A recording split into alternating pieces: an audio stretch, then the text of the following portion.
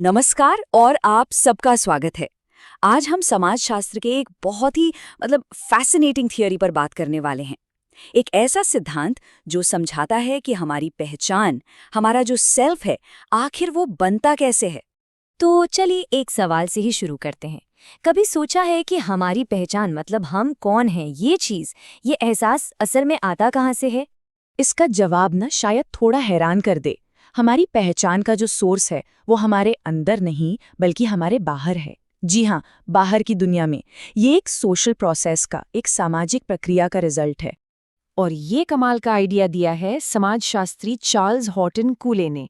उन्होंने एक बहुत ही इन्फ्लुएंशियल थियरी दी जिसे कहते हैं लुकिंग ग्लास सेल्फ, या हिंदी में कहें तो दर्पण स्व।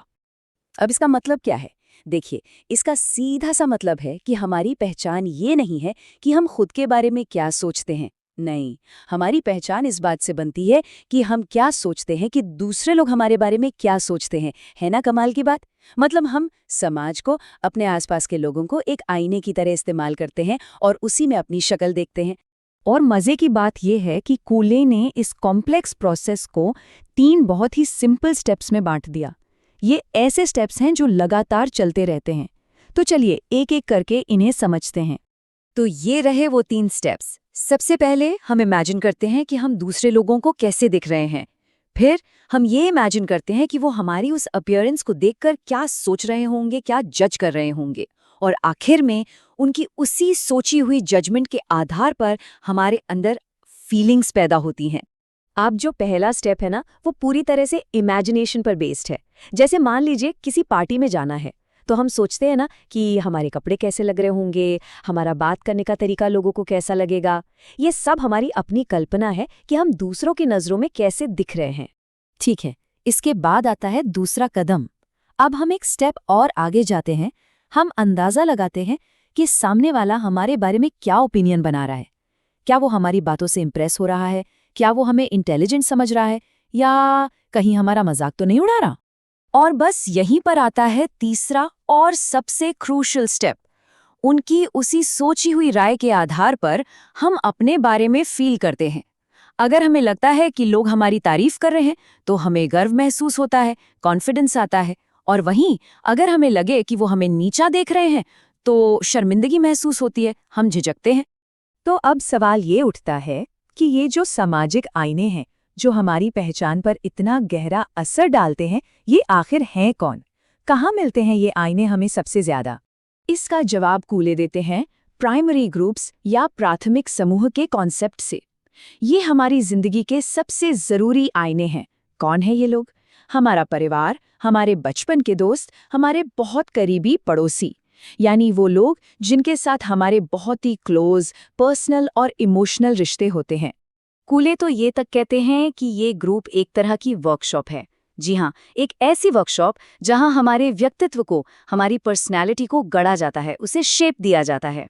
तो चलिए थोड़ा और डिटेल में देखते हैं कि ये जो प्राइमरी ग्रुप्स हैं, ये हमारी पर्सनालिटी बनाने में आखिर क्या-क्या इंपॉर्टेंट रोल प्ले करते हैं। देखिए, इनका रोल बहुत बड़ा है। यही वो पहली जगह है जहां हम भाषा, कल्चर और समाज के तौर तरीके सीखते हैं।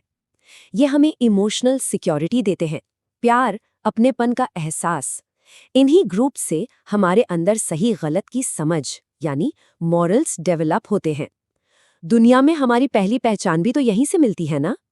और तो और समाज के नियम कायदे भी हम यहीं से सीखते हैं। तो इन सब बातों को अगर हम जोड़कर देखें तो कंक्लूजन क्या निकलता है? सार ये है कि हम जो भी हैं, जैसे भी हैं, वो काफी हद तक समाज का ही एक प्रोडक्ट है। चार्ल्स हॉटन कूले की ये बात इस पूरी थ्योरी का सार है। हमारा स्व, हमारी पहचान असल में उन लोगों के नजरिए का एक रिफ्लेक्शन, एक प्रतिबिंब है जिनके साथ हम अपनी जिंदगी गुजारते हैं। और एक बात याद रखना बहुत जरूरी है, हमारी पहचान कोई फिक्स चीज नहीं है, कोई पत्थर की लकीर नहीं। ये तो एक लगातार चलने वाला सोशल प्रोसेस है। जैसे जैसे हम नए लोगों से मिलते हैं, हमारे सोशल ग्रुप्स बदलते हैं, हमारी पहचान भी, हमारा स्व भी उसी के साथ साथ बदलता रहता है, इवॉल्व होता रहता है।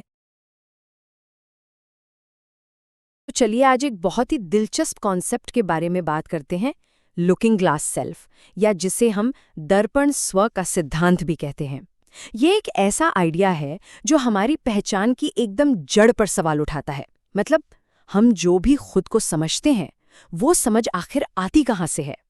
कभी सोचा है इस बारे में कि कुछ लोग खुद को बहुत फनी, बहुत मजाकिया मानते हैं, तो कुछ लोग एकदम शर्मीले? ऐसा क्यों है? क्या ये सब हमारे अंदर से आता है, हमारी अपनी कोई आवाज है, या कहानी कुछ और ही है? ये सवाल हम सबके दिमाग में कभी न कभी तो जरूर घूमता है। और बस यहीं पर सोशियोलॉजिस्ट चार्ल्स हॉटन कूले का एक बड़ा ही कमाल का आइडिया सामने आता है। पता है वो क्या कहते थे? वो कहते थे कि इस सवाल का जवाब हमारे अंदर है ही नहीं, जवाब तो हमारे चारों ओर है, समाज में। ये एक ऐसी सोच है जो हमें खुद को देखने का एक बिल्कुल ही अलग, एक नया नजरिया दे सकती है। तो चलिए इस सोशल पजल को, इस सामाजिक पहेली को सुलझाना शुरू करते हैं। देखिए, कूले का सिद्धांत ये समझने में मदद करता है कि हमारी पर्सनालिटी कोई एक दिन में नहीं बनती। नहीं, ये तो एक पूरी सोशल प्रोसेस का नतीजा है। और इस पहेली का जो सबसे जरूरी टुकड़ा है वो है दर्पण स्व का सिद्धांत। अब ये है क्या? देखिए, बिल्कुल आसान भाषा में, हम खुद को वैसे नहीं देखते जैसे हम हैं। नहीं, हम खुद को वैसा देखते हैं जैसा हमें लगता है कि दूसरे लोग हमें देख रहे हैं। मतलब समाज हमारे लिए एक आईने जैसा है और हम बस उसी आईने में अपनी शक्ल देखते हैं। अच्छा, तो अब सवाल ये उठता है कि भाई ये सोशल मिरर, ये सामाजिक आईना आखिर काम कैसे करता है? तो कूले ने इस पूरी प्रोसेस को 3 बहुत ही सिंपल स्टेप्स में समझाया है। चलिए एक-एक करके इन्हें समझते हैं। तो स्टेप नंबर 1, हम कल्पना करते हैं। सोचिए आपने आज कोई नई ड्रेस पहनी। अब आप इमेजिन करते हैं कि आपके दोस्त आपको कैसे देख रहे होंगे। स्टेप नंबर 2, हम उनके जजमेंट की कल्पना करते हैं। आप सोचते हैं शायद इनको ये ड्रेस अच्छी लगी होगी, या फिर अरे यार कहीं सोच तो नहीं रहे कि मुझ पे ये बिल्कुल अच्छी नहीं लग रही। और फिर आता है स्टेप नंबर 3, जो सबसे जरूरी है, हमारी अपनी फीलिंग। अगर हमें लगता है कि उन्हें ड्रेस पसंद आई तो हम एकदम कॉन्फिडेंट फील करते हैं, और अगर लगता है कि वो मजाक उड़ा रहे हैं तो शायद थोड़ी शर्मिंदगी महसूस होती है ना? तो ये सब कुछ हमारे दिमाग में हो रहा है, पर इसकी जड़ें वो तो हमारे सोशल सर्कल में है। और बस यही तो इस पूरे सिद्धांत का निचोड़ है। हमारी जो सेल्फ की फीलिंग है, हमारी जो पहचान है, वो असल में दूसरों के नजरिए का ही एक रिफ्लेक्शन है। समाज हमारे सामने जो आईना रखता है ना, हम बस खुद को उसी में देखते हैं। अच्छा, अब दिमाग में एक और सवाल आता है। अगर हमारा सेल्फ एक रिफ्लेक्शन है, तो क्या हर किसी का आईना हमारे लिए एक बराबर है? मतलब सड़क पर चलते किसी अनजान आदमी की राय उतनी ही जरूरी है जितनी हमारे बेस्ट फ्रेंड की? कूले कहते हैं बिल्कुल नहीं। जो सबसे पावरफुल आईने होते हैं ना, वो होते हैं हमारे प्राइमरी ग्रुप्स, यानी प्राथमिक समूह। ये वो लोग हैं जो हमारे सबसे करीब होते हैं, और सच कहें तो जिनकी राय हमारे लिए सबसे ज्यादा मैटर करती है। तो ये प्राइमरी ग्रुप्स आखिर हैं कौन? सीधी सी बात है, हमारा परिवार, हमारे दोस्त। इनके साथ हमारे रिश्ते कैसे होते हैं? बहुत गहरे होते हैं, इमोशनल होते हैं और लंबे समय तक चलते हैं। हम रोज इनसे मिलते जुलते हैं, बात करते हैं, और बस इसी वजह से इनका नजरिया हमारे दर्पण स्व को शेप देने में सबसे बड़ा रोल प्ले करता है। सच तो ये है कि इन्हीं ग्रुप्स में हमारी पर्सनालिटी की नींव रखी जाती है। हम इन्हीं से तो सीखते हैं कि समाज में रहना कैसे है, क्या सही है, क्या गलत। हमारी भाषा, हमारा बर्ताव, सब कुछ कह सकते हैं कि ये हमारे डेवलपमेंट का एक तरह से ग्राउंड जीरो है। तो क्या इसका मतलब ये है कि ये सारी प्रोसेस बचपन में ही खत्म हो जाती है? क्या हमारी पर्सनैलिटी एक बार बन गई तो बस बन गई, फिर कभी नहीं बदलती? कूले का जवाब है नहीं, ऐसा बिल्कुल नहीं है। कूले का मानना था कि हमारी पर्सनैलिटी कोई पत्थर की लकीर नहीं है, ये तो एक बहती नदी की तरह है, डायनामिक। मतलब जैसे जैसे हमारे सामाजिक अनुभव बदलते हैं, ये भी लगातार बदलती रहती है, डेवलप होती रहती है। हम जिंदगी भर नए नए लोगों से मिलते हैं, हमें नए नए रिएक्शंस मिलते हैं, और हम उसी बेसिस पर खुद को एनालाइज करते हैं और बदलते रहते हैं। तो चलिए अब सब कुछ समेटते हैं और वापस अपने पहले सवाल पर आते हैं। आखिर हम हैं कौन? अब तक हमने जो भी समझा है, आइए उसे एक साथ जोड़कर देखते हैं। तो की टेकअवेज क्या हैं? पहली चीज, हमारी पर्सनालिटी एक सोशल प्रोसेस है, कोई अकेली चीज नहीं। दूसरी बात, हमारा सेल्फ दूसरों से इंटरैक्शन के बिना बन ही नहीं सकता। तीसरा, हम खुद को वैसे ही समझते हैं जैसा हमें लगता है कि दूसरे हमारे बारे में सोच रहे हैं। और हाँ, इस पूरी कहानी में हमारे परिवार और दोस्त, यानी हमारे प्राइमरी ग्रुप्स, सबसे बड़ा किरदार निभाते हैं। और आखिर में सबसे बड़ी बात, हम जो भी हैं वो सिर्फ हमारी बायोलॉजी की वजह से नहीं बल्कि समाज की देन है। कभी सोचा है कि हम जो हैं वो वैसे क्यों हैं? सोचिए जरा, हमारा परिवार, हमारे दोस्त, ये सिर्फ कुछ लोग ही नहीं हैं, बल्कि ये वो प्राथमिक समूह है जो असल में हमारे व्यक्तित्व की नींव रखते हैं। आज हम समाजशास्त्री चार्ल्स हॉटन कूली के इसी बेहद शक्तिशाली विचार को समझने वाले हैं और जानेंगे कि ये छोटे छोटे समूह हमारे जीवन को आखिर आकार कैसे देते हैं। तो चलिए देखते हैं कि आज हम क्या क्या समझने वाले हैं।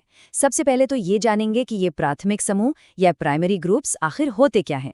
फिर देखेंगे कि ये हमारे स्व को यानी हमारी पहचान को कैसे बनाते हैं, हमें इमोशनल और नैतिक सहारा कैसे देते हैं और समाज में हमारी जगह कैसे तय करते हैं। और हाँ, आखिर में इन सारी बातों को जोड़कर ये समझेंगे कि ये इतने ज़रूरी क्यों हैं। तो चलिए शुरू करते हैं हमारे पहले और सबसे बुनियादी सवाल से। आखिर ये प्राथमिक समूह हैं क्या? इन्हें ना आप समाज की नींव की ईंटें यानी बिल्डिंग ब्लॉक्स मान सकते हैं, एक ऐसा ढांचा जिस पर सब कुछ टिका होता है। तो कूले ने इन्हें कैसे समझाया? देखिए, प्राथमिक समूह बहुत छोटे होते हैं, जहां आमने सामने के बड़े ही करीबी और इमोशनल रिश्ते होते हैं, जैसे कि अपना परिवार, हमारे सबसे पक्के दोस्त, यहाँ तक कि हमारे पड़ोसी भी। ये वो दायरे हैं जहां हम सिर्फ एक नंबर या नाम नहीं बल्कि एक इंसान होते हैं, जहां सारे रिश्ते दिल से चलते हैं, किसी औपचारिकता से नहीं। अच्छा, अब आते हैं एक बहुत ही मजेदार सवाल पर। हमारी पहचान, हमारा स्व बनता कैसे है? कूले ने इसके लिए एक बहुत ही प्यारा फ्रेज इस्तेमाल किया है। उन्होंने इन ग्रुप्स को कहा मानव स्वभाव की नर्सरी। सोचिए, एक ऐसी जगह जहां हम एक पौधे की तरह पनपते हैं। बिल्कुल यही इसी नर्सरी में हमारे व्यक्तित्व की, हमारी पर्सनैलिटी की पहली ईंट रखी जाती है। हमारा बर्ताव कैसा होगा, हमारी आदतें क्या बनेंगी, हमारे मूल्य क्या होंगे, सब कुछ यहीं से आकार लेना शुरू होता है। ये कहना गलत नहीं होगा कि ये हमारी जिंदगी की पहली पाठशाला है, जहां हम सिर्फ बोलना ही नहीं बल्कि एक इंसान बनना सीखते हैं। और ये जो प्रोसेस है ना, ये बड़ा ही दिलचस्प है। सबसे पहले हम अपने परिवार में दूसरों को देखते हैं, उनकी सुनते हैं और सीखते हैं कि बर्ताव कैसे करना है। फिर उसी प्यार भरे माहौल में हम में सहयोग और हमदर्दी जैसे गुण आते हैं और बस धीरे धीरे इन्हीं सब एक्सपीरियंसेस से हमारे स्व यानी हमारी खुद की पहचान का एक ढांचा तैयार होने लगता है।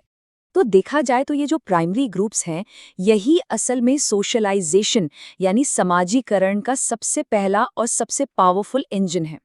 यहीं हम भाषा सीखते हैं, अपनी संस्कृति को समझते हैं और समाज के वो नियम सीखते हैं जो कहीं लिखे नहीं होते। ये ग्रुप्स हमें एक तरह का सोशल मैप थमा देते हैं जो हमें बताता है कि इस बड़ी सी दुनिया में जीना कैसे है। चलिए, अब एक और बहुत ज़रूरी पहलू पर नज़र डालते हैं, वो है मॉरल और इमोशनल सपोर्ट। ये जो समूह है, ये हमारे लिए कितने अहम है और ये ना एक साथ दो बहुत ही कमाल की भूमिकाएं निभाते हैं। एक तरफ तो हमें इमोशनली स्टेबल रखते हैं और दूसरी तरफ हमें सही गलत का रास्ता भी दिखाते हैं। तो इसको ऐसे समझते हैं, एक तरफ है इमोशनल सिक्योरिटी। ये ग्रुप्स हमें एक तरह का सुरक्षा कवच देते हैं, हमें सपोर्ट मिलता है, प्यार मिलता है, अपनेपन का एक एहसास होता है। इससे हमारा मेंटल स्ट्रेस कम होता है और कॉन्फिडेंस बढ़ता है। और फिर दूसरी तरफ है हमारा नैतिक विकास यानी मॉरल डेवलपमेंट। यही हमें सही और गलत की समझ आती है। ईमानदारी, जिम्मेदारी, सहनशीलता, ये सारे गुण हम यहीं सीखते हैं। अच्छा, अब आगे बढ़ते हैं और ये समझने की कोशिश करते हैं कि समाज में हमारी जगह कहाँ है। ये समूह कैसे तय करते हैं? देखिए, हमारी पहली सोशल आइडेंटिटी इस बात से ही बनती है कि हम किसके साथ जुड़े हुए हैं, है ना? हम खुद को एक खास परिवार का हिस्सा मानते हैं या एक कम्युनिटी से जुड़ा हुआ देखते हैं और बस यही कनेक्शन समाज में हमारा शुरुआती स्टेटस और रोल तय कर देता है। लेकिन एक बड़ा सवाल अब भी है, ये पहचान असल में बनती कैसे है? हम अपने बारे में जो भी सोचते हैं, अच्छा या बुरा, वो ख्याल आता कहाँ से है? इसका जवाब कूले ने अपनी एक बहुत ही फेमस थ्योरी में दिया है। इसे कहते हैं लुकिंग ग्लास सेल्फ। इसका मतलब बहुत सिंपल है पर बहुत गहरा भी। मतलब ये कि हम अपनी पहचान इस बेसिस पर बनाते हैं कि दूसरे लोग हमें कैसे देखते हैं, या यूं कहें कि हमें क्या लगता है कि वो हमें कैसे देखते हैं। समाज हमारे लिए एक आईने की तरह काम करता है। हम उस आईने में अपनी एक इमेज देखते हैं और फिर उसी इमेज के हिसाब से अपने बारे में एक राय बना लेते हैं। और मजे की बात यह है कि यही लुकिंग ग्लास, यही आईना हमारे बर्ताव को भी कंट्रोल करता है। सोचिए, हम सबको अपने ग्रुप में एक्सेप्टेंस चाहिए, है ना? और बस इसी चाहत में हम वो सारे नियम कायदे मानने लगते हैं जो हमारा ग्रुप सही समझता है। तो ये एक तरह का सोशल कंट्रोल ही है। लेकिन ये कंट्रोल किसी डर से नहीं, बल्कि प्यार और अपनेपन से आता है। तो चलिए अब इन सारी बातों को एक साथ जोड़ते हैं और देखते हैं कि आखिर में पूरी तस्वीर क्या बनती है। कूले के हिसाब से ये प्राइमरी ग्रुप्स इंसान की जिंदगी के लिए इतने ज्यादा जरूरी क्यों हैं? तो जैसा कि हमने अभी तक समझा, इन प्राइमरी ग्रुप्स का रोल बहुत बड़ा है। एक तरफ ये हमें एक इंसान के तौर पर गढ़ते हैं, हमारी पर्सनालिटी बनाते हैं, हमारे मूल्य तय करते हैं। दूसरी तरफ ये हमें समाज के लिए तैयार करते हैं, हमें इमोशनल सपोर्ट और एक पहचान देते हैं। और आखिर में हमारे व्यवहार को सही दिशा देकर ये समाज में एकता और सहयोग भी लाते हैं। मतलब ये हर लेवल पर काम कर रहे हैं। तो कुल मिलाकर कूले का जो निष्कर्ष है वो ये है कि प्राइमरी ग्रुप्स सिर्फ कुछ लोगों का झुंड नहीं है। नहीं, ये तो मानव जीवन की सबसे बुनियादी संस्थाएं हैं। यही हमारे डेवलपमेंट को गाइड करती हैं और हमें समाज से जोड़ती हैं। सच तो ये है कि इनके बिना ना तो एक स्वस्थ इंसान की कल्पना की जा सकती है और ना ही एक स्वस्थ समाज की। कभी सोचा है कि दुनिया भर में संस्कृतियां इतनी अलग अलग क्यों हैं? एक जगह पर जीने का तरीका दूसरी जगह से इतना जुदा कैसे हो जाता है? समाजशास्त्र में एक बहुत ही दिलचस्प और थोड़ा विवादास्पद सिद्धांत है जो इसका एक सीधा सा जवाब देता है कि ये सब भूगोल का खेल है। तो चलिए आज इसी बड़े विचार की गहराई में उतरते हैं। जरा एक पल के लिए इस सवाल के बारे में सोचिए, जैसे पहाड़ों में रहने वालों का रहन सहन, क्या वो रेगिस्तान में रहने वालों से बिल्कुल अलग नहीं होता? और अगर होता है तो क्यों? क्या इसके पीछे सिर्फ और सिर्फ भूगोल है? तो चलिए देखते हैं कि आज हम क्या क्या जानने वाले हैं। हम शुरुआत इसी बुनियादी सवाल से करेंगे, फिर जानेंगे कि ये भौगोलिक संप्रदाय आखिर है क्या, इसके जो मुख्य सिद्धांत हैं उनको समझेंगे, समाजशास्त्र में इसका क्या योगदान रहा वो भी देखेंगे, और इसकी जो जोरदार आलोचना हुई है उस पर भी नजर डालेंगे, और आखिर में ये समझने की कोशिश करेंगे कि आज हम इस बहस में कहाँ खड़े हैं। ठीक है, तो चलिए शुरू करते हैं। सबसे पहले वो बड़ा सवाल, क्या सच में हमारे समाज की पूरी रूपरेखा भूगोल ही तय करता है? देखिए, आज सुनने में ये थोड़ा अजीब लग सकता है, लेकिन समाजशास्त्र के शुरुआती दौर में एक पूरी की पूरी सोच थी जिसका मानना था कि भाई एक समाज कैसा बनेगा, इसका सीधा सा सबसे बड़ा कारण उसका ज्योग्राफिकल माहौल ही है। और पता है, इसी विचारधारा को नाम दिया गया भौगोलिक संप्रदाय, या जिसे अंग्रेजी में कहते हैं ज्योग्राफिकल स्कूल। तो ये भौगोलिक संप्रदाय आखिर है क्या भला? सीधे शब्दों में कहें तो ये वो नजरिया है जो मानता है कि किसी भी समाज का पूरा ढांचा, मतलब उसके कानून, उसकी संस्कृति, यहाँ तक कि लोगों का बर्ताव भी, ये सब कुछ तय होता है वहाँ के भौगोलिक कारकों से। जैसे कि वहाँ की जलवायु कैसी है, जमीन कैसी है और कौन से प्राकृतिक संसाधन मिलते हैं। और इस सोच को आगे बढ़ाने वाले भी कोई छोटे मोटे लोग नहीं थे। Montesquieu, Henry Thomas Buckle, Ellsworth Huntington, इन जैसे बड़े बड़े विचारकों ने ये साबित करने में अपनी पूरी ताकत लगा दी कि हमारा पर्यावरण ही असल में हमारी जिंदगी को गढ़ता है। अच्छा, तो अब जरा ये देखते हैं कि इनके मुख्य तर्क क्या थे। मतलब आखिर वो किस आधार पर इतना बड़ा दावा कर रहे थे। तो देखिए, इस संप्रदाय के 4 मेन पिलर्स थे। पहला कि पर्यावरण का समाज पर सीधा सीधा असर होता है। दूसरा, प्राकृतिक संसाधनों की क्या भूमिका है। तीसरा, मौसम यानी जलवायु का इंसान के व्यवहार पर क्या असर पड़ता है। और चौथा, और ये सबसे जरूरी है, भौगोलिक निर्धारणवाद। और यहीं आकर पता है ये सिद्धांत थोड़ा कह सकते हैं विवादास्पद हो जाता है। जैसे जलवायु का उदाहरण ही ले लीजिए। इस थ्योरी को मानने वालों ने क्या कहा? उन्होंने दावा किया कि जो लोग ठंडी जगहों पर रहते हैं वो ज्यादा मेहनती होते हैं और जो गर्म जगहों पर रहते हैं वो थोड़े आराम पसंद होते हैं। अब आप सोच ही सकते हैं कि ये कितना बड़ा और कंट्रोवर्शियल दावा था। मतलब मौसम को सीधे सीधे किसी के व्यक्तित्व से जोड़ देना। और इसी सोच से निकलकर आता है इनका सबसे बड़ा और सबसे विवादास्पद आइडिया, जिसे कहते हैं भौगोलिक निर्धारणवाद। इसका सीधा सा मतलब पता क्या है? कि भूगोल ही समाज की किस्मत है। बस, यानी एक समाज कैसा बनेगा ये पहले से ही तय हो चुका है, उसके आसपास के माहौल से। तो अब मन में ये सवाल आता है कि भाई अगर इस थ्योरी में इतनी दिक्कतें थीं तो हम आज इसके बारे में बात ही क्यों कर रहे हैं? आखिर समाज शास्त्र के लिए इसकी क्या अहमियत थी? देखिए, इसकी सबसे बड़ी बात ये थी कि इसने पहली बार समाज और प्रकृति के रिश्ते पे जोर दिया। इसने सोशियोलॉजिस्ट को ये सोचने पर मजबूर कर दिया कि अरे, हमें सिर्फ सामाजिक कारणों को ही नहीं देखना है, हमें अपने आसपास की कुदरती दुनिया को भी समझना होगा। एक तरह से कह सकते हैं कि इसने इंसान और पर्यावरण के बीच के रिश्ते के अध्ययन की नींव रखी। लेकिन जैसा कि बड़े आइडियाज के साथ अक्सर होता है, इस सिद्धांत को भी बहुत कड़ी चुनौतियों का सामना करना पड़ा। तो चलिए अब जरा इसकी आलोचनाओं पर भी एक नज़र डाल लेते हैं। और इसकी आलोचना हुई भी तो बहुत जोरदार। आलोचकों ने कहा कि ये सिद्धांत तो इंसान को अपने माहौल की एक कठपुतली बनाकर रख देता है। ये इंसानी दिमाग की ताकत, मतलब हमारी नई चीज़ें खोजने, कुछ बनाने, अपनी संस्कृति को गढ़ने की जो क्षमता है, उसको तो ये पूरी तरह से नकार देता है। क्या हम सच में सिर्फ अपने मौसम के गुलाम हैं? ये सोचना कि सिर्फ और सिर्फ पर्यावरण ही सब कुछ तय करता है, इसे एक बहुत ही एक तरफा और कच्चा विचार माना गया। और असल में यही इस सिद्धांत की सबसे बड़ी आलोचना है। इसे निर्धारणवादी या डिटर्मिनिस्टिक कहा गया।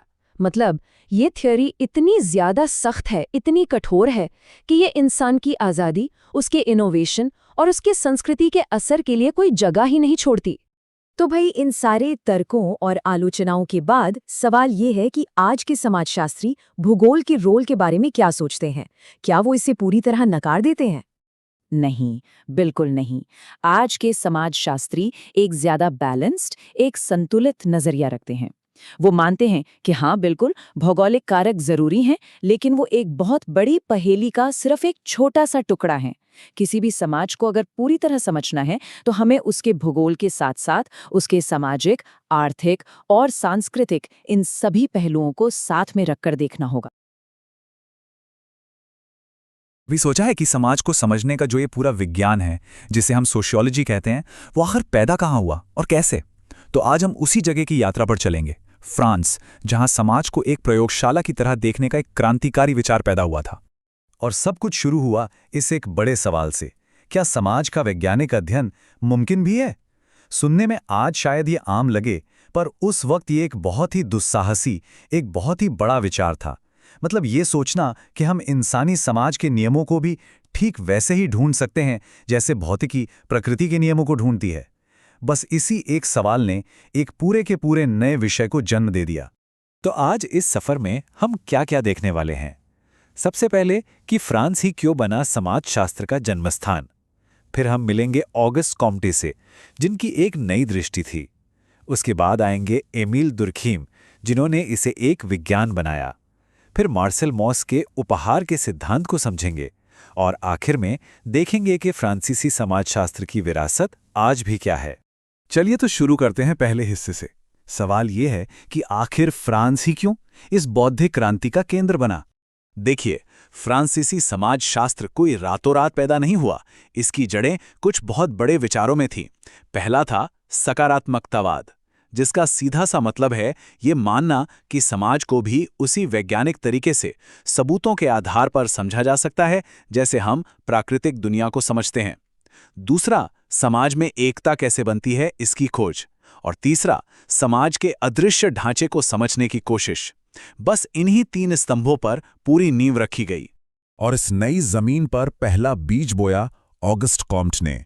ये वो दूरदर्शी थे जिन्होंने पहली बार हिम्मत की इस नए विज्ञान को एक नाम देने की और ये बताने की कि इसका लक्ष्य क्या होगा।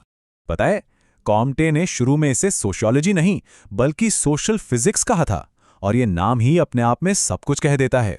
उनका लक्ष्य बहुत बड़ा था। वो चाहते थे कि समाज की पढ़ाई भी उतनी ही कठोर, उतनी ही सटीक हो जितनी प्राकृतिक विज्ञानों की होती है। कह सकते हैं कि वो एक तरह से समाज के गुरुत्वाकर्षण के नियम की तलाश में थे। तो कॉम्टे का मूल विचार क्या था? उन्होंने दिया 3 चरणों का नियम। उनका मानना था कि इंसान का समाज सोचने के तरीके में 3 चरणों से गुजरता है। पहला है धार्मिक चरण, जब हम हर चीज को भगवान या अलौकिक शक्तियों से समझाते थे। फिर आता है तात्विक चरण, जहां अमूर्त दार्शनिक विचारों से सब कुछ समझाया जाता है। और आखिर में आता है सकारात्मक चरण, जब समाज वैज्ञानिक अवलोकन और तर्क का इस्तेमाल करता है। अच्छा, अगर कॉम्टे दृष्टि देने वाले थे तो एमील दुर्खीम वो इस पूरे विषय के असली वास्तुकार थे। उन्होंने कॉम्टे के विचार को लिया और उसे एक उचित, ठोस अकादमिक विज्ञान में बदल दिया। दिर्खीम का पूरा वैज्ञानिक प्रोजेक्ट बस इस एक शक्तिशाली विचार की नींव पर खड़ा है। ये सोच उस समय के लिए इतनी क्रांतिकारी थी कि इसने समाज को देखने का हमारा नजरिया ही हमेशा के लिए बदल दिया। तो सवाल उठता है कि ये सामाजिक तथ्य हैं क्या? देखिए, इसे ऐसे समझिए, जैसे किसी खेल के नियम होते हैं। वो नियम हमारे आने से पहले भी थे और हमारे जाने के बाद भी रहेंगे, है ना? वो खिलाड़ी से बाहर हैं और खिलाड़ी पर एक तरह का दबाव डालते हैं कि उसे कैसे खेलना है, भले ही खिलाड़ी को नियम पसंद हो या ना हो। बस वैसे ही हैं सामाजिक तथ्य, कानून, भाषा, हमारी नैतिक जिम्मेदारियां, ये सब हमसे बाहर हैं, पर हमारे कामों को नियंत्रित करते हैं। ये हमारी व्यक्तिगत भावनाओं से कहीं ज्यादा शक्तिशाली हैं। अब दुर्खीम ने यह भी समझाया कि समाज आपस में जुड़ा कैसे रहता है। उन्होंने दो तरह की एकता की बात की। पहली, यांत्रिक एकता। ये पुराने पारंपरिक समाजों में होती है, जहां सब लोग एक जैसे होते हैं, एक जैसा सोचते हैं और यही समानता उन्हें जोड़ती है। दूसरी तरफ है जैविक एकता, जो आधुनिक समाजों में होती है। यहाँ हम सब अलग अलग हैं, अलग अलग काम करते हैं, पर यही अलग होना हमें एक दूसरे पर निर्भर बनाता है। ठीक एक शरीर के अंगों की तरह, हाथ, पैर, दिल सब अलग हैं, पर एक दूसरे के बिना नहीं चल सकते। और फिर दुर्खीम ने वो किया जिसने समाजशास्त्र की दुनिया में तहलका मचा दिया। अपनी प्रसिद्ध पढ़ाई आत्महत्या में उन्होंने ये साबित कर दिया कि आत्महत्या, जो हमें सबसे व्यक्तिगत काम लगता है, वो असल में एक सामाजिक घटना है। उन्होंने दिखाया कि आत्महत्या की दरें किसी की मनोविज्ञान पर नहीं, बल्कि समाज की ताकतों पर निर्भर करती हैं। ये उस समय मनोविज्ञान के प्रभुत्व को एक सीधी चुनौती थी। और अपनी इस थ्योरी को साबित करने के लिए उन्होंने 4 तरह के आत्महत्या बताई। ये चारों प्रकार समाज और इंसान के बीच बिगड़े हुए संतुलन को दिखाते हैं। जैसे अहमवादी आत्महत्या तब होती है जब इंसान समाज से बहुत कम जुड़ा हो, कम एकीकरण, मतलब बिल्कुल अकेला पड़ जाए। और इसका एकदम उल्टा है परार्थवादी आत्महत्या, जब इंसान समाज से इतना ज्यादा जुड़ जाए, उच्च एकीकरण, कि वो उसके लिए अपनी जान दे दे, जैसे कोई सैनिक अपनी टुकड़ी के लिए। अब जहां दुर्खीम का ध्यान समाज को जोड़ने वाली बड़ी बड़ी ताकतों पर था, वहीं उनके भतीजे मार्सेल मॉज ने इसी विचार को और आगे बढ़ाया। उन्होंने दिखाया कि समाज सिर्फ बड़े बड़े नियमों से नहीं जुड़ता, बल्कि हमारी रोजमर्रा की छोटी छोटी आदतों से भी जुड़ता है, जैसे कि एक दूसरे को उपहार देना। इस तरह उन्होंने दुर्खीम के काम को संस्कृति और मानवशास्त्र की दुनिया तक पहुंचा दिया। मॉर्स का उपहार का सिद्धांत सच में बहुत दिलचस्प है। उन्होंने कहा कि उपहार देना कोई साधारण आर्थिक लेनदेन नहीं है, बल्कि ये एक संपूर्ण सामाजिक घटना है। मतलब एक छोटे से उपहार के अंदर धर्म, कानून, नैतिकता, भावनाएं सब कुछ छिपा होता है। ये एक तरह का सामाजिक गोंद है जो हमारे रिश्तों और हमारी जिम्मेदारियों के ताने बाने को मजबूत करता है। तो चलिए अब इस पूरी बौद्धिक यात्रा को समेटते हैं और देखते हैं कि फ्रांसीसी समाजशास्त्र की विरासत, उसके मूल विचार क्या हैं जो आज भी जिंदा हैं। तो सबसे जरूरी बात क्या है? फ्रांसीसी विचारधारा ने हमें सिखाया कि समाज को एक वैज्ञानिक वस्तु की तरह देखो। इन्होंने व्यक्ति से ज्यादा समूह और सामाजिक संरचना को महत्व दिया और ये विचार स्थापित किया कि सामाजिक तथ्य असली हैं, उन्हें देखा जा सकता है, समझा जा सकता है। मतलब समाज अपने आप में एक वास्तविकता है। और कहानी यहां खत्म नहीं होती, ये सिलसिला आगे भी चलता रहा। बाद में संरचनावाद जैसी थ्योरीज आईं जिन्होंने समाज के छिपे हुए पैटर्न को समझने की कोशिश की, और फिर उत्तर संरचनावाद आया जिसने उन्हीं पैटर्न पर सवाल उठा दिए। ये सारे विचार आज भी हम संस्कृति, शक्ति और पहचान को कैसे समझते हैं, इस पर गहरा असर डालते हैं। तो आज बात करते हैं एक बहुत ही प्रभावशाली और हाँ, कुछ हद तक विवादास्पद समाजशास्त्री रामकृष्ण मुखर्जी की। उन्होंने भारतीय समाज को देखने का एक बिल्कुल अलग ही नजरिया दिया, जातीय संस्कृति का नहीं बल्कि अर्थशास्त्र और वर्ग का। तो चलिए इस सोच में जरा गहराई से उतरते हैं। देखिए, यही वो बुनियादी सवाल है जहां से मुखर्जी का पूरा काम शुरू होता है। हम आमतौर पर भारत को जातियों के देश के तौर पर ही देखते आए हैं, पर क्या यही पूरी तस्वीर है? मुखर्जी इसी आइडिया को चैलेंज करते हैं और एक आर्थिक एंगल सामने रखते हैं। मुखर्जी के विश्लेषण को ठीक से समझने के लिए हम इन 5 मेन पॉइंट्स को एक-एक करके देखेंगे। पहले उनके नजरिए की नींव को समझेंगे, फिर देखेंगे कि इसे भारतीय समाज पर कैसे लागू किया गया, और आखिर में उनके काम का क्या असर हुआ और उसकी क्या कमियां बताई गईं, उस पर भी नजर डालेंगे। तो सबसे पहले यही समझ लेते हैं कि जब हम कहते हैं मार्क्सवादी विश्लेषण, तो इसका असल में मतलब क्या होता है। ये सब कुछ समाज की आर्थिक नींव यानी इकोनॉमी को समझने से शुरू होता है। इस नजरिए के हिसाब से किसी भी समाज की जो अर्थव्यवस्था होती है वो उसकी नींव की तरह होती है, मतलब बेस। और उस समाज की संस्कृति, राजनीति, कानून, ये सारी चीजें उस नींव पर बनी इमारत की तरह हैं, जिसे सुपरस्ट्रक्चर कहते हैं। मतलब जैसा आर्थिक बेस होगा वैसा ही बाकी का समाज बनेगा। मुखर्जी का मेन आर्ग्यूमेंट यही था कि जो पारंपरिक तरीका है समाज को देखने का, जो सिर्फ जाति और धर्म पर फोकस करता है, वो अधूरा है। उनका मानना था कि समाज की असली कहानी तो आर्थिक संघर्ष में छिपी है, मतलब किसके पास पैसा और संसाधन है और किसके पास नहीं है। और यहीं से हम मुखर्जी के सिद्धांत के बिल्कुल कोर पर आते हैं। समाज का अलग अलग क्लास यानी वर्गों में बंटना और उनके बीच का संघर्ष, यही वो इंजन है जो समाज में बदलाव लाता है।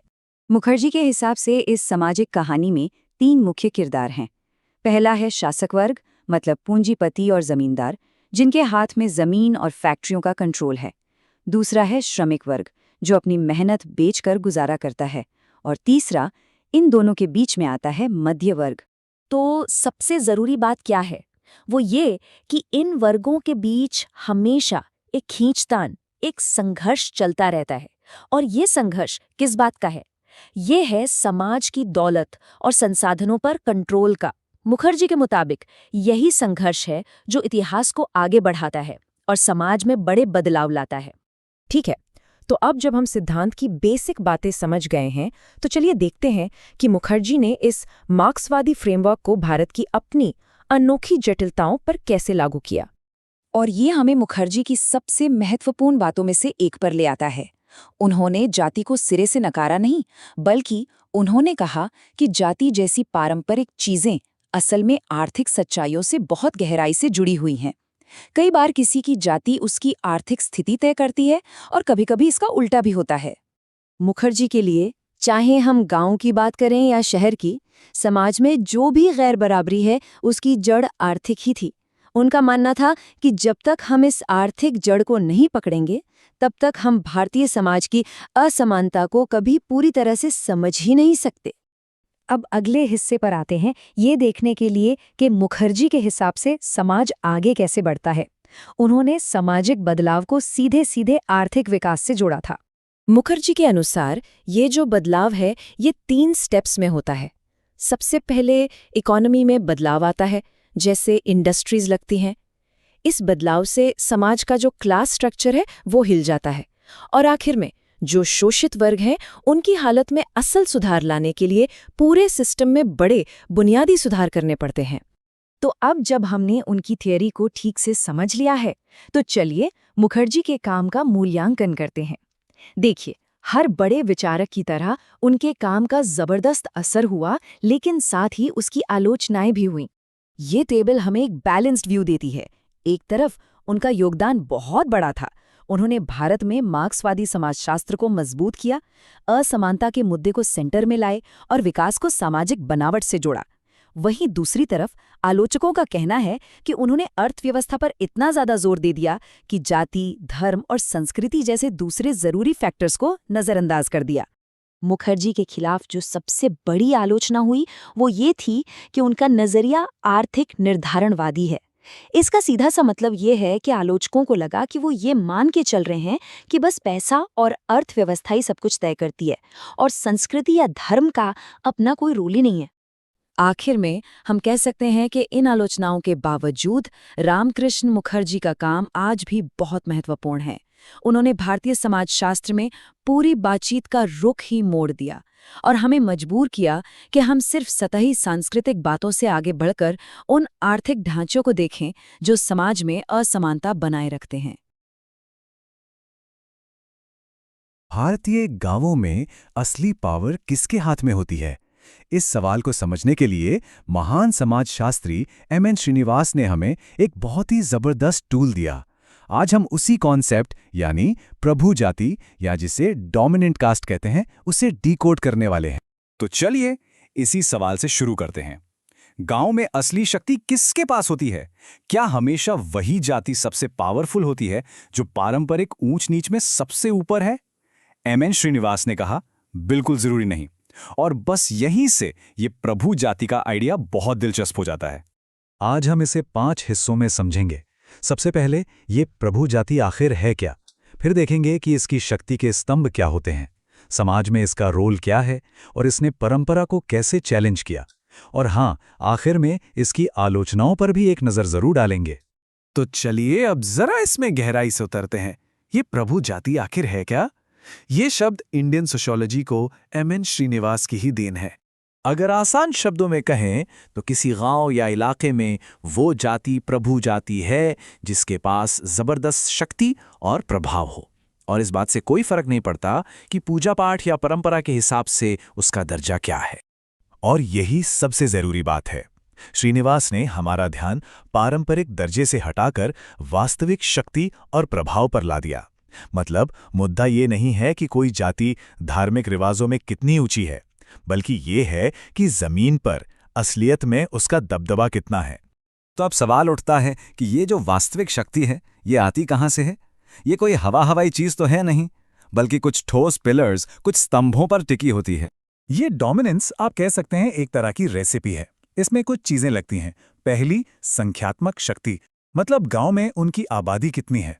दूसरी, आर्थिक शक्ति, खासकर जमीन किसके पास है। तीसरी, राजनीतिक पहुंच, यानी लोकल फैसलों में उनकी कितनी चलती है। और फिर आती है सामाजिक प्रतिष्ठा, और हाँ, पारंपरिक रूप से ऊंचा या बीच का दर्जा होना भी काफी मदद करता है।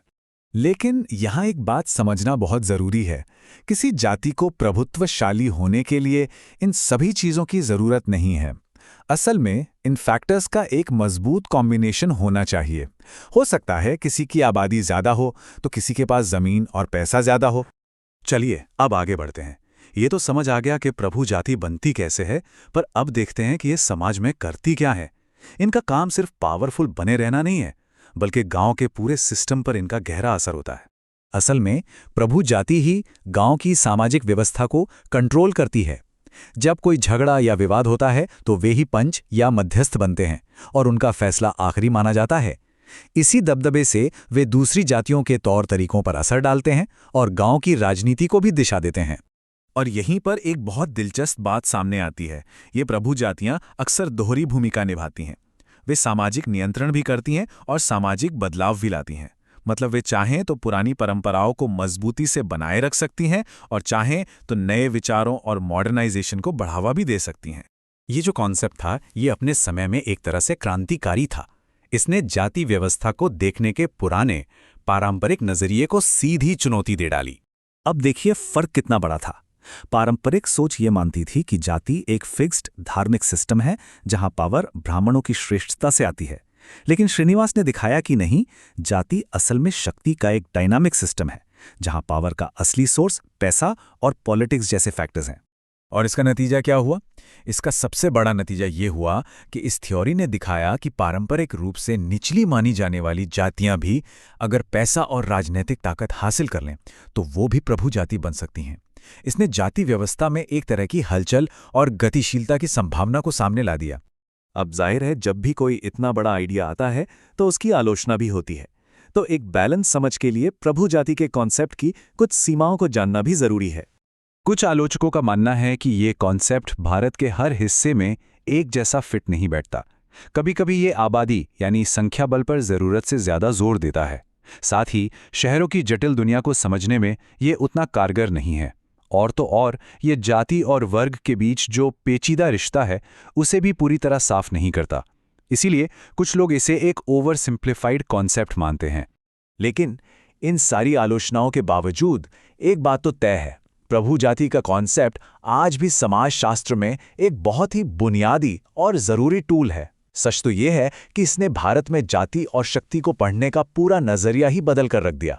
तो अगर हम पूरी बात को समेटे तो श्रीनिवास से पहले जाति को मुख्य रूप से एक धार्मिक और पारंपरिक व्यवस्था के तौर पर देखा जाता था। श्रीनिवास की थ्योरी ने आर्थिक, राजनीतिक और संख्यात्मक शक्ति को सेंटर में ला खड़ा किया, और उनके बाद से जाति के किसी भी विश्लेषण में शक्ति, दबदबे और गतिशीलता को समझना जरूरी हो गया है। और अंत में ये पूरी चर्चा हमें एक बड़े सवाल पर लाकर छोड़ देती है। आज के समाज में, चाहे वो गांव हो या शहर, पावर के स्ट्रक्चर को समझने के लिए ये कॉन्सेप्ट कितना काम का है। ये एक ऐसा सवाल है जिसका जवाब हमें अपने आसपास की दुनिया को ध्यान से देखकर ही मिल सकता है।